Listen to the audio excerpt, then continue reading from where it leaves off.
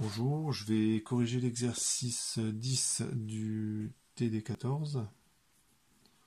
Donc c'est un exercice où on utilise un diagramme et vous allez voir que l'utilisation d'un diagramme est quand même c'est pas très compliqué, hein. Il faut prendre un petit peu de temps pour identifier toutes les courbes, mais une fois qu'on a fait ça, et ben ça va assez vite, c'est juste de la lecture de courbes.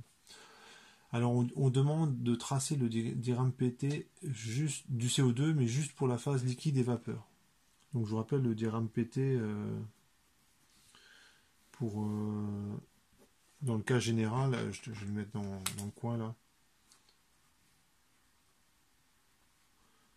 Donc je fais un rappel de cours. On avait vu un truc comme ça. Euh,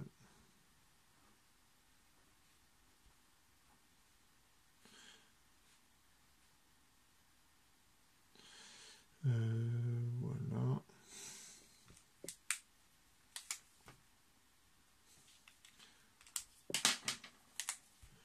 Solide,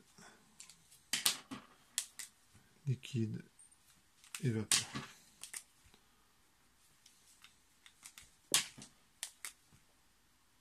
Voilà. On avait vu un truc de ce style-là. Ça c'est le point triple, où il y a le solide, le liquide et la vapeur. Le point critique, où on peut passer, lorsqu'on le contourne, on peut passer continuellement de la vapeur au liquide. Et par contre, ce n'est pas possible entre le solide et le liquide et entre le solide et la vapeur. Donc nous, on va s'intéresser qu'à cette courbe-là, entre le liquide et la vapeur. Et pour avoir les informations, ben, il suffit de regarder le diagramme. Par exemple, pour moins 50 degrés Celsius, c'est ici. Quand je regarde, ben, il y a 7 barres. Pour moins 30 degrés Celsius, 14 barres. Pour 0 degrés Celsius, 35 barres. Pour 20 degrés Celsius, 60 barres. Donc il suffit de relever quelques points jusqu'au point critique. Donc le point critique, plaçons-le tout de suite, on est à peu près à 30 degrés, 70 bars.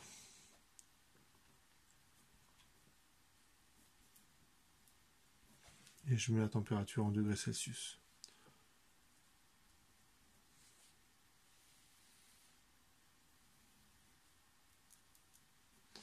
Voilà, donc je fais simplement je relève les valeurs sur le diagramme.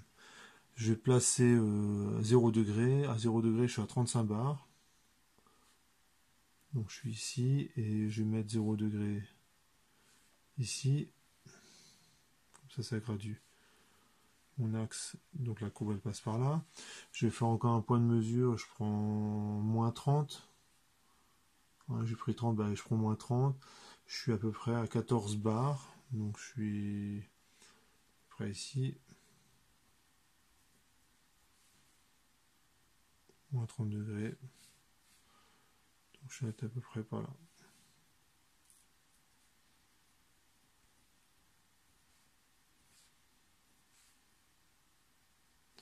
Donc ça fait une courbe, et ça c'est le point critique.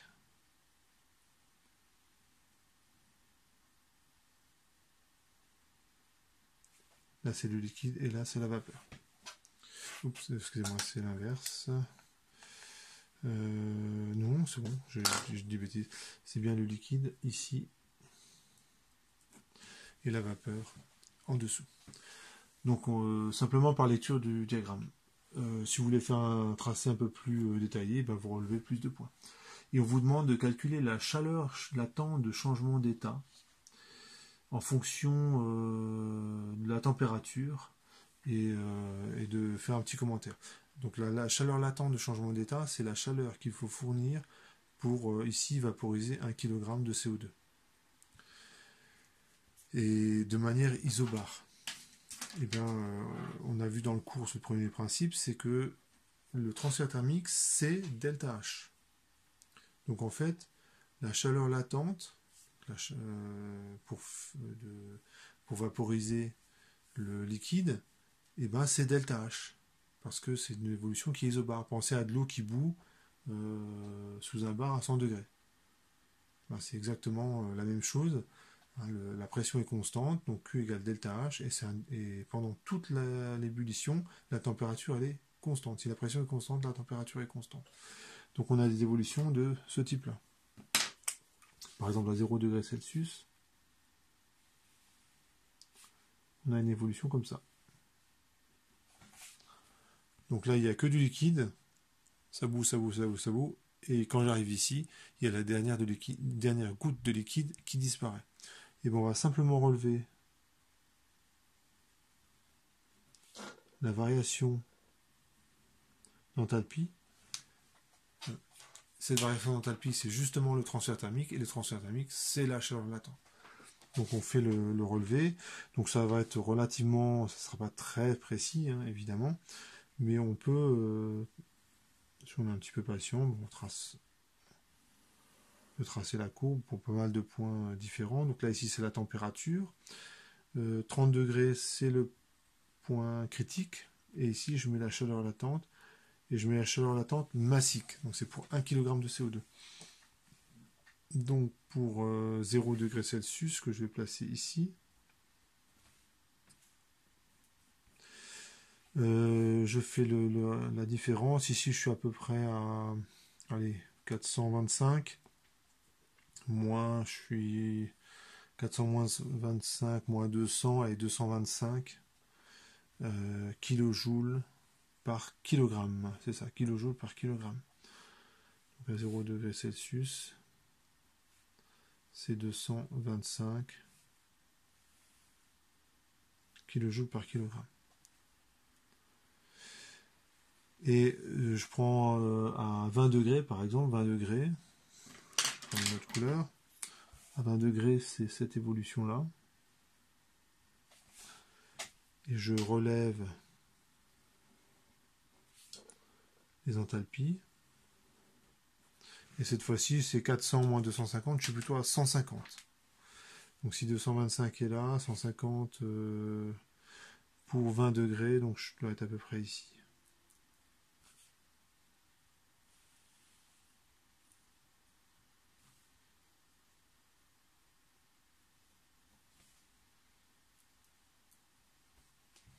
Voilà. Vous pouvez rajouter pas mal de points, j'en mets encore un, donc je suis à moins 40, donc je vais me retrouver près ici. À moins 40 degrés Celsius, donc j'ai cette évolution là.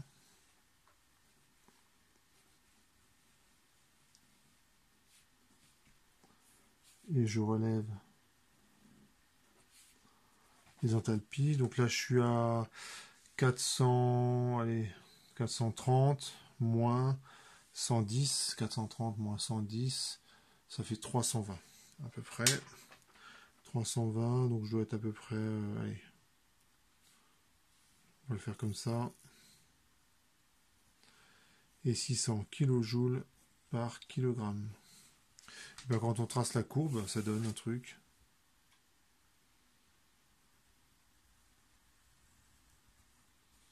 Qui ressemble à ça.